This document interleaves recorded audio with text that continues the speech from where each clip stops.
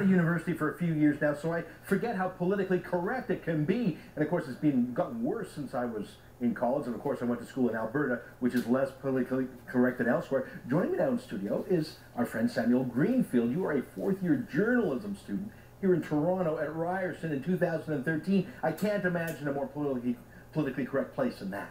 Thanks for having me on the show, Ezra. Yeah, so Ryerson University, I want to say, it is actually a very good university. I'm in the journalism program there. There's a lot of opportunity to express yourself. I work right now at the Ryersonian, which is our campus newspaper. I recently wrote an article talking about the Supreme Court decision restricting freedom of speech. No problem publishing that. But when it comes to our students' union, it's a completely different story. The students' union has no qualms about quashing dissident opinion, and basically there's been a couple of examples of that recently on campus, including when a girl actually wanted to start a men's issues group and wasn't allowed to do so because of fear that it would somehow quash a woman's voice on campus.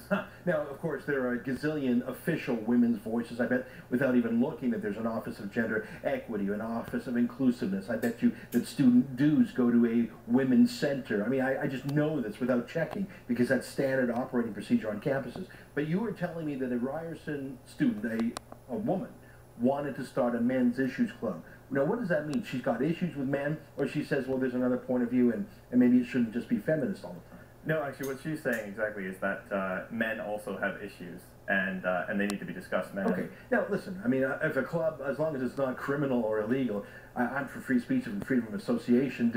What did they say to this woman who wanted to start a men's issues club?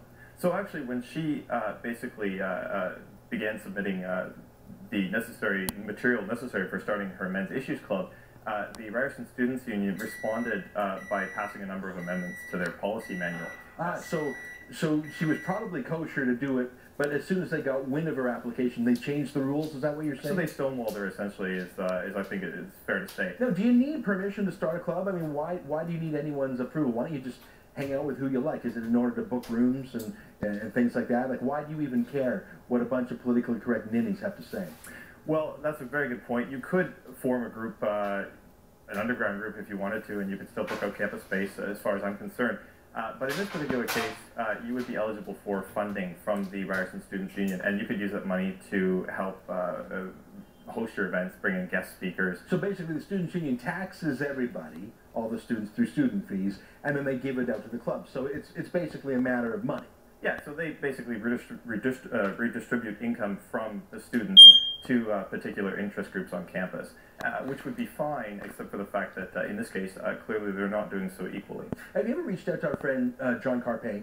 He's a lawyer with the Justice Center for Constitutional Freedoms. He typically goes to bat for pro-life groups that are shut down by campuses, but I wonder if this is of interest to him too. I mean, he hates censorship and political correctness. Have you thought of going the legal route? Not yet. Because I'm not personally involved in this, I talked with the girl this morning, actually, who's trying to start this group, and she's actually now officially been turned down. She is not allowed to start this group, so that would be a decision that she would have to make, but that's definitely something that I will bring to her attention. You know, you brought to my attention one more thing that I just want to show before we're out of time, and it makes me chuckle, just the political correctness, how they're trying to show just how holier than thou they are. This is on the bottom of Students' Union documents. It says, "It is important for us all to honor the territory that Ryerson University occupies. This university sits on colonized territory that was inhabited by the Mississaugas of New Credit First Nation. It is imperative that we honor the Mississaugas and give thanks for the use of their territory," unquote. Now, of course, it is true that Canada was a colony and is now an independent country, and the Queen is sovereign over everything. Why do you think that sort of show-offy genuflection to Aboriginal history is there? Like, what do you think that does? I mean, it is true that Canada was colonized by European settlers. We sort of know that, and I guess if someone didn't like that, they could, if they were a colonist, a settler, and didn't feel comfortable, they could always go back to Europe, right?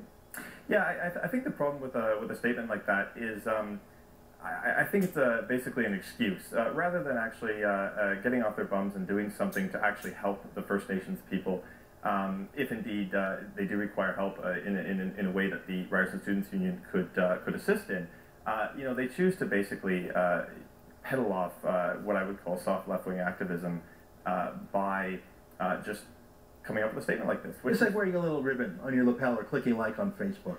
It's trying to prove you care more than the other guy. Exactly, and I highly doubt that that they actually called up the First Nations and said, hey, can we use this room at Ryerson? Yeah, and if they said no.